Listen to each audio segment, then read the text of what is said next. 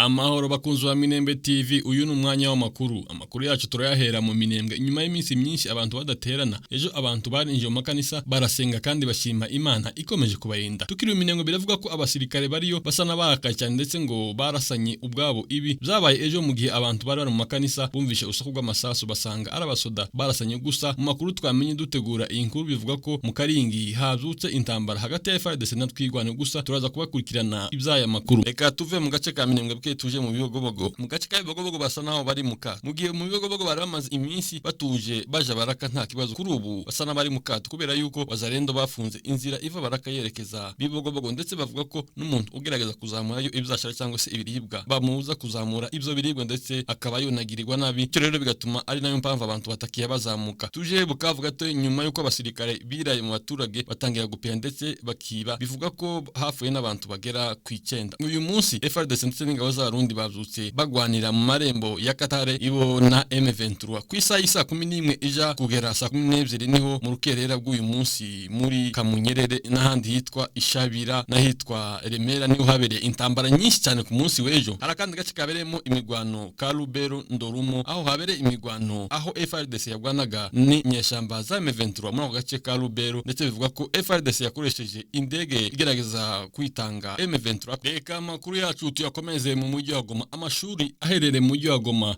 muri Republika Demokarasi ya Kongo uyu munsi ku itariki 10 z'ukwezi kwa kabiri uyu mwaka, nyuma y'igihe kirekire ibyumweru birenga 2 afunzwe kubera impamvu z'umutekano, amasomo yafunguwe. Umuyobozi ushinzwe uburezi mu ntara Kivu y'Amajyaruguru Bwana Lac Gabuweza yafashe icyemezo cyo guhagarika zagateganya amasomo mu mashuri ari Goma ku itariki 23 z'ukwezi kwa mbere umwaka turimo, ubwo ihuriro ry'ingabo za FARDC yari ihanganye n'umutwe witwaje intwaro wa M23 mu mujyi wa Sake no mu nkengero zawo. Uwo munsi leta ya RDC yari ifite impungenge ko M23 ishobora kwinjira mu mujyi wa Goma vuba, cyane ko abari mu nkambi zo mu nkengero zawo bari bamaze kugera mu mujyi wa Goma bahunga. Ni nyuma yaho M23 ifashe umujyi wa Goma ku itariki ya 27 z'ukwezi kwa mbere, amashuri yakomeje gufunga imiryango kuko abagwanyi b'uyu mutwe bari mu bikorwa byo gushakisha uko bashobora gufungura amasomo mu buryo mu masomo hatobamo ibintu bihungabanya umutekano w'abana. Gabaweza ku itariki ya 9 z'ukwezi kwa kabiri yatangaje ko gana na RDC n'ubuyobozi busha bw'intara Kivu y'Amajyaruguru yafashe icyemezo cyo gufungura aya mashuri. Uyu muyobozi yatangaje hari amashuri yangiritse mu gihe cy'imigwano, asobanura ko abayobozi n'abavyeyi barera muri ayo masomo bazabanza guhurira mu nama kugira ngo banzure uburyo azafungura mu byiciro bitandukanye. Muri iki gihe M23 igenzura umujyi wa Goma, abaturage basa nkaho batekanye, abacuruzi bagahamya ko ibikorwa byabo bigenda neza nubwo bitaraba 100% kandi ko babikora amasaha menshi. Abambuka imipaka nabo barambuka ntankomi. Reka amakuru yacu tuyakomeze mu mujyi wa Kinshasa. Cardinal Ombongo yasabye RDC kwemera kuganira na M23. Archiepiscope Catholique wa Kinshasa Frodina Cardinal Ombongo yasabye ubutegetsi bwa Republika Demokarasi ya Kongo kwemera kuganira n'umutwe witwaje intwaro wa M23 kuko aribyo byagarura amahoro n'umutekano mu burasirazuba bw'igihugu. N'ubusabe yatanze yisunze imyanzuro afatiwe mu nama idasanzwe iherutse guhuza abakuru b'ibihugu zo mu muryango wa Afurika y'Iburasirazuba EAC